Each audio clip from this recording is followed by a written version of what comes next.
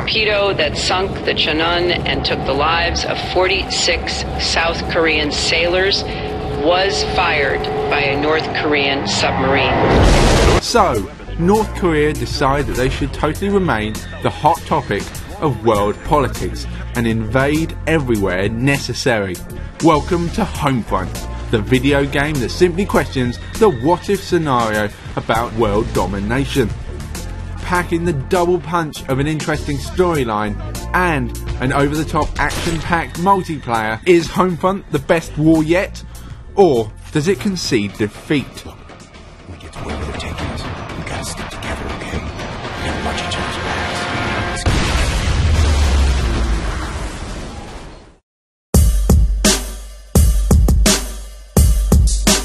North Korea, after too many sambucas, have decided that they should unify Korea, cause the closing off of European borders, and finally plunge into the United States. Robert Jacobs, the game's silent protagonist, is awoken to the pizza delivery man at the start of the game. Open this door. This is the occupation of police. Oh, maybe not. Against the wall. Robert Jacobs, why are you so reluctant to serve your country in its time of need? Jacobs is then thrown into the back of a bus, handcuffed to the seats, and then en route to a concentration camp. Luckily, there's an inevitable car crash.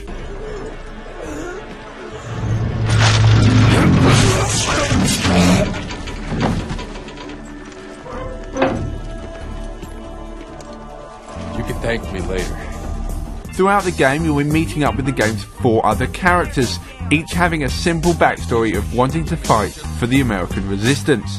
These characters are incredibly one-dimensional, and their personalities as flat as a pancake. I was born in Oakland, asshole. I don't give a rat's ass where you're from. You and your kind are nothing but trouble. Keep walking. By the end game, you'll probably have even forgotten your own name, with the game's story weighing in around the 5 to 7 hour mark. Rather short. The story is told through character chatter with no real cutscenes in sight, although the loading screens between missions include a radio broadcast from the Voice of Freedom. We are the channel of truth, and this is the voice of freedom. The idea of the story is great, but it's a very lackluster delivery. We never felt that this was a war being fought in your own backyard. More of another excuse to be a gun-toting American patriot. Emotions only ran high on an odd occasion and were very poorly delivered. Motherfuckers! You motherfuckers! You think you can just throw us in a goddamn ditch? Homefront sadly doesn't deliver the greatest story you've ever played in a first-person shooter, although it's definitely worth repeating on a harder difficulty.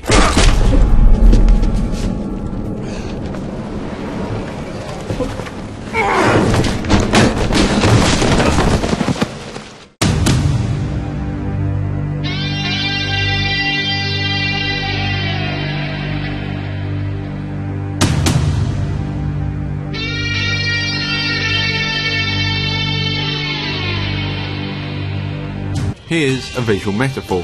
Homefront is a cake, a nice cake at that, but when you slice it open, it's riddled with maggot bugs.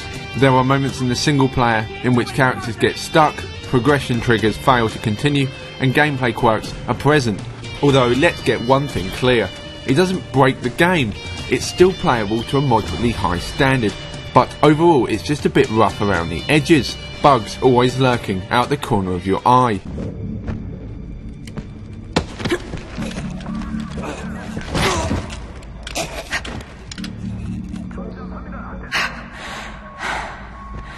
Never gets any easier. Gun combat is solid, enemies feel as though they take enough damage to make them drop. The game's armoury is a small but sweet affair.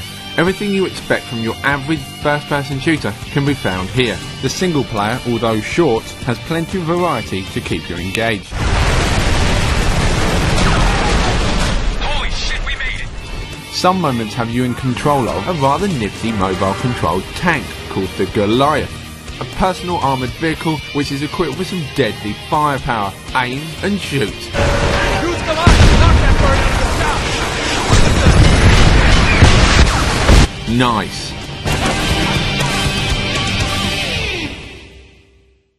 Right, Now on to the good stuff, the multiplayer.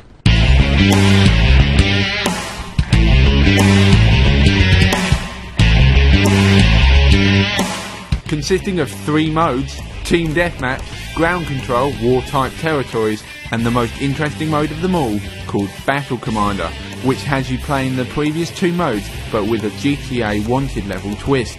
The highest threats are tackled at 5-star Wanted level, and you earn more battle points for killing these targets.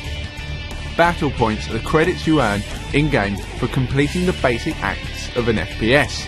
Shooting people, capturing locations, and of course, blowing stuff up. You can then spend the battle points on the fly by pressing respective D-pad buttons, or by purchasing vehicles to spawn in, as well as being able to spawn in friendly vehicles as well. The system works incredibly well. If you suddenly start getting manhandled by an enemy tank, then spend a little cash and pull out that rocket launcher, hey presto. This truly is a game changer, and we won't be surprised if other FPS games create their own take on this feature. With Homefront allowing a whopping 32 players to fight it out in one match, of course vehicle combat is present, from small little drones to your Goliath tanks and Apache helicopters.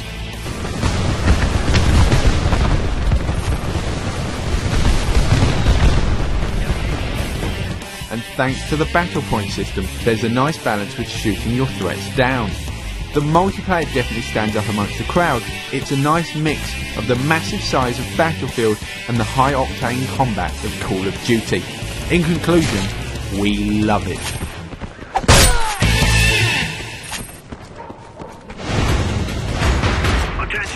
So in conclusion, is Homefront for you? Well, with a single player that does have its faults, and which will only last you somewhere around the 5-hour mark, it doesn't sound too great. But then put an ultra entertaining online on top of that, and then you've got a clear reason why you should pick up the game. And that's why we've given it an 8 out of 10.